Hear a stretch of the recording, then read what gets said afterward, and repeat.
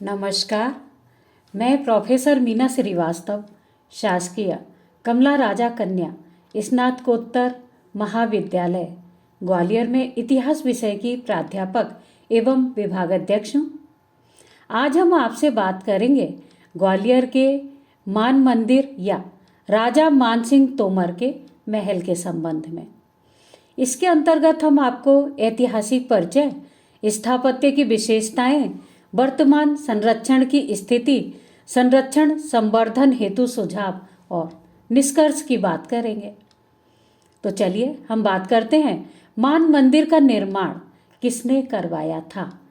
मान मंदिर का निर्माण राजा मानसिंह तोमर ने करवाया था।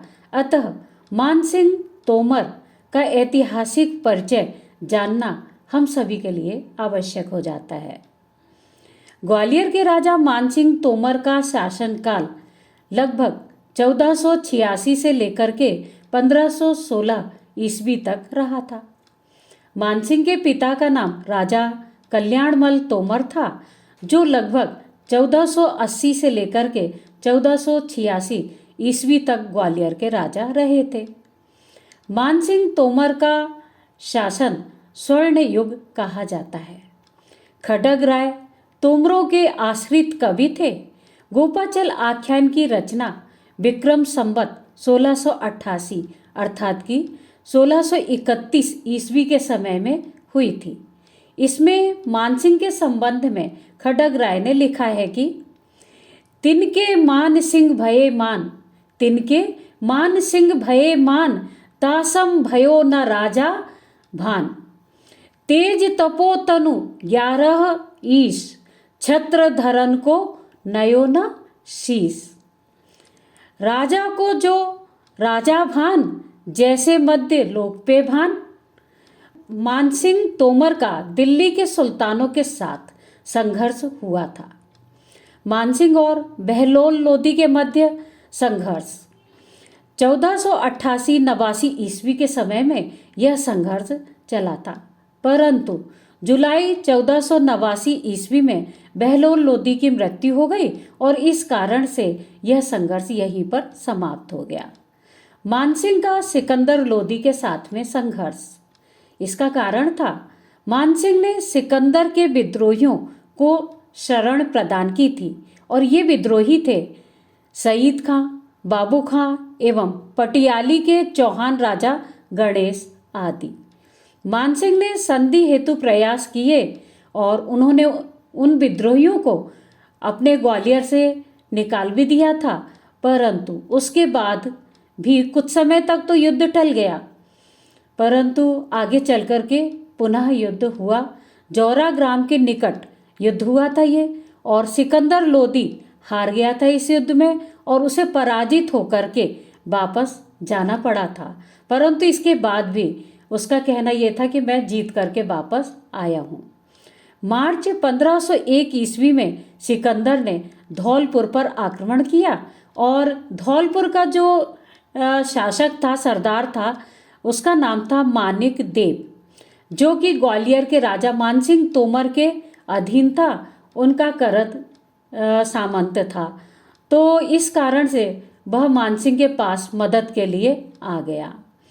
अतः मानसिंह तोमर ने अपने पुत्र राजकुमार विक्रमादित्य को संधि के लिए सिकंदर लोदी के पास भेजा और दोनों के बीच में समझौता हो गया।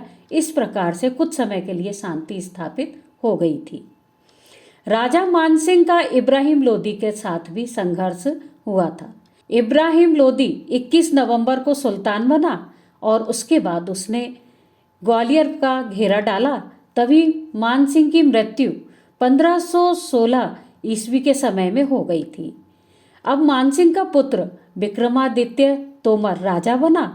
1523 ईस्वी में विक्रमादित्य को इब्राहिम लोदी ने पराजित कर दिया था और ग्वालियर के किले पर अपना अधिकार कर लिया। इसके साथ ही शमशाबाद की जागीर विक्रमादित्य तोमर को इब्राहिम लोदी ने दे दी थी। खड्ग राय ने अपने गोपाचल आख्यान में इसका वर्णन करते हुए लिखा है कि सोनरप अपनो चाकर कियो, सोनरप अपनो चाकर कियो, शमशाबाद परगना दियो। गढ़ ऊपर लोधी को राज, उतरो विक्रम नृप को साज। इस तरह से तोमरों का शासन 1523 ईस्वी में पूर्ण रूप से ग्वालियर किले से समाप्त हो गया था। मान मंदिर या महल की स्थापत्य की विशेषता बताते हुए हम यह कहना चाहेंगे कि मान मंदिर का निर्माण मानसिंह तोमर ने अपने रहने के लिए 16वीं शताब्दी के प्रारंभ में करवाया था। यह एक भव्य महल है जो ग्वालियर के किले पर निर्मित किया गया है। महल का निर्माण करने के लिए इसका पहला पत्थर 26 दिन में तराश कर तैयार किया गया था और 27वें दिन ज्योतिष शास्त्र के अनुसार शुभ दिन पूर्णिमा के मुहूर्त में उस पत्थर को ब्राह्मणों की उपस्थिति में शिलान्यास किया गया।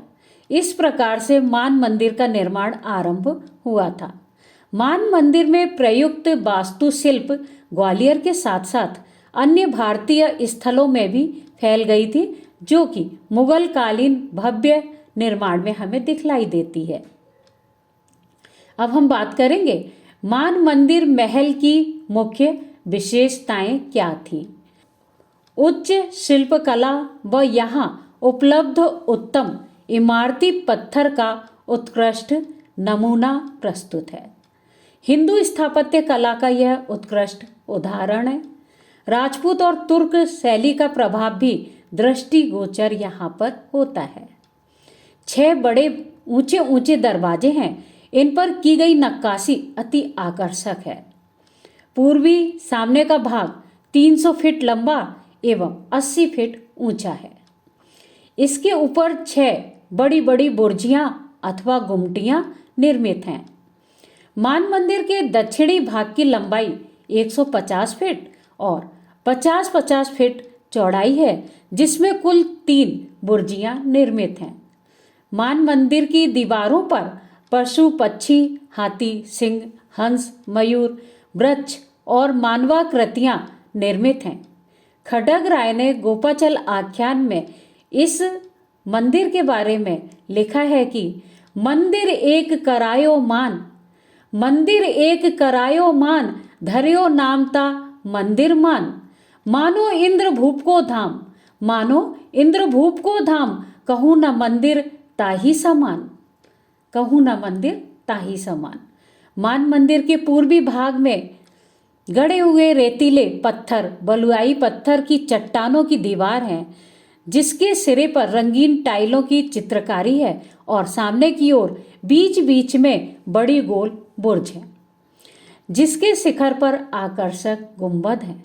महल के पत्थरों पर बारीक नक्काशीदार जंगले अर्थात की जालियां निर्मित की गई हैं। दक्षिणी भाग में इसकी विशिष्ट पट्टी और दर्शनी मेहराब पंक्ति के अतिरिक्त पूरी की पूरी दीवार पर नीले, हरे, सुनहरे रंग, नीला थोथा और हरा कशिश व वनस्पति रंगों से चित्रकारी की गई है और सोने के पानी से अलंकृत है। यह ग्वालियर द्वार से ऊपर किले में जाने पर हाथियापौर दरवाजा आखिरी 5वां दरवाजा है। यह राजा मानसिंह के महल का पूर्वी अग्रभाग था। इस दरवाजे के निकट स्थित जीवित हाथी के आकार की आकृतियां निर्मित हैं। इसी कारण इस दरवाजे का नाम हथियापौर कहा जाता है। इसकी छत में उत्तम कोटि की चित्रकारी निर्मित है।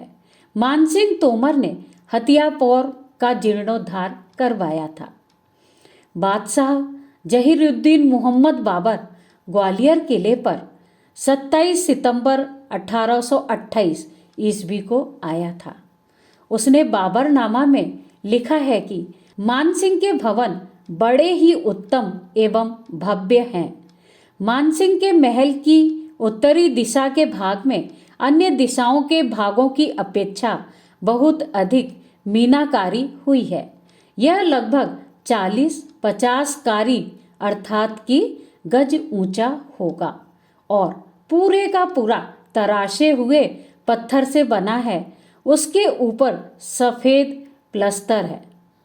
कहीं कहीं पर इसमें चार चार मंजिलें हैं। नीचे की 2 मंजिलों में बड़ा अंधेरा रहता है। हम उसमें मोमबत्तियों की सहायता से प्रवेश हुए। इस भवन के प्रत्येक कोण में 5 गुम्मद हैं। इन गुम्मदों पर मुलम्मा अर्थात कि पानी चढ़ाया हुआ किया हुआ तांबा चढ़ा है। दीवार के बाहरी भाग पर रंगीन टाइल का काम है। हरी टाइलों के चारों ओर केले के वृक्ष दिखाए गए हैं। पूर्वी कोण के बुर्ज की ओर हाथी पॉल है। पॉल को यहाँ हाथी कहा जाता है और द्वार को पुल। इसके फाटक पर एक हाथी की 2 महाबतों सहित मूर्ति रखी हुई है, अर्थात कि निर्मित है। सबसे नीचे की मंजिल में एक खिड़की है जो इस हाथी की तरफ है और यहाँ से इसका निकटतम दृश्य दिखलाई देता है। जिन गुणों का उल्लेख किया जा चुका है वे भवन के उच्चतम भाग में हैं। दूसरी मंजिल के कमरे एक प्रकार से धसे हुए हैं। यह तत्कालीन भारतीय पद्धति का परिचायक बहुत ही सुंदर महल है। चलिए अब हम बात करते हैं वर्तमान संरक्षण की स्थिति के संबंध में। तो मान मंदिर भारतीय सरकार के पुरातत्व विभाग के संरक्षण में है। यहाँ अनेक सरकारी कर्मचारी और अधिकारी नियुक्त हैं, जिसके कारण यह पूर्ण रूप से संरक्षित है। आवश्यकता होने पर समय समय पर संरक्षण संबंधी कार्य सरकारी नियमानुसार किए जाते हैं। अब हम बात करेंगे संरक्षण एवं संवर्धन हेतु सुझाव। चूंकि यह महल सरकारी पुरातत्व विभाग के अधीन है, अतः पूर्णतः संरक्षित और संवर्धित है।